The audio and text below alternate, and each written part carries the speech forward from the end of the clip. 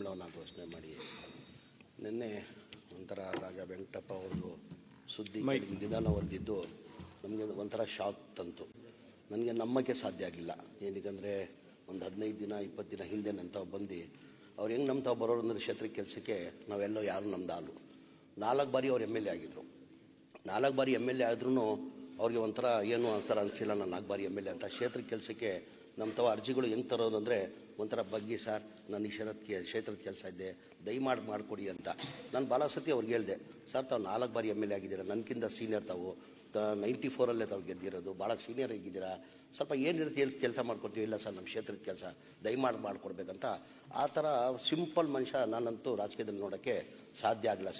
Senior ಆಗಿ 4 ಬಾರಿ M L A ಆಗಿ 1 ಬಾರಿ ಎಮ್ ಎಲ್ ಎ ಆದ ತಕ್ಷಣ ಅವ್ರು ಮಾತಾಡೋದು ಕಷ್ಟ ಆಗ್ತದೆ. ಹಿಂಗೆ ಕೆಲಸ ಮಾಡಿಲ್ಲ, ಹಂಗೆ ಕೆಲಸ ಮಾಡಿಲ್ಲ, ಇಂಥ ಮಾಡಿಕೊಟ್ರಿ ಅಂತ. ಅವತ್ತು ಯಾವತ್ತೂ ದೊಡ್ಡ ಮಾತು ಮಾತಾಡಿಲ್ಲ. ಯಾವತ್ತಿದ್ರೂ ತಲೆ ಬಗ್ಸಿ ಸರ್ ನನ್ನ ಕ್ಷೇತ್ರದ ಕೆಲಸ ದಯಮಾಡಿ ಮಾಡಿಕೊಡಿ ಅಂತಲೇ ಕೇಳ್ಕೊಳ್ತಾಯಿದ್ರು. ಇವತ್ತು ನಮ್ಮ ಬಿಟ್ಟು ನಮ್ಗೆ ಹೋಗಿದ್ದಾರೆ. ನಮಗೆಲ್ಲ ಭಾಳಷ್ಟು ನೋವು ತಂದಿದೆ.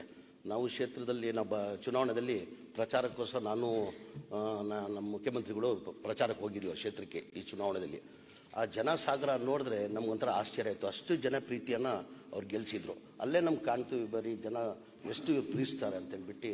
ಇವತ್ತು ಭಾಳ ಒಂದು ಮಹಾನ್ ವ್ಯಕ್ತಿನ ನಾವು ಕಳ್ಕೊಂಡಿದ್ದೀವಿ. ಇಷ್ಟೇ ನನ್ನ ಭಗವಂತಂತವ ಇವತ್ತಿಲ್ಲ. ನಾವು ಎಲ್ಲ ಹೋಗಲೇಬೇಕು, ಯಾರೂ ಇಲ್ಲಿ ಉಳಿಯೋಕ್ಕೆ ಸಾಧ್ಯ ಆಗಲ್ಲ.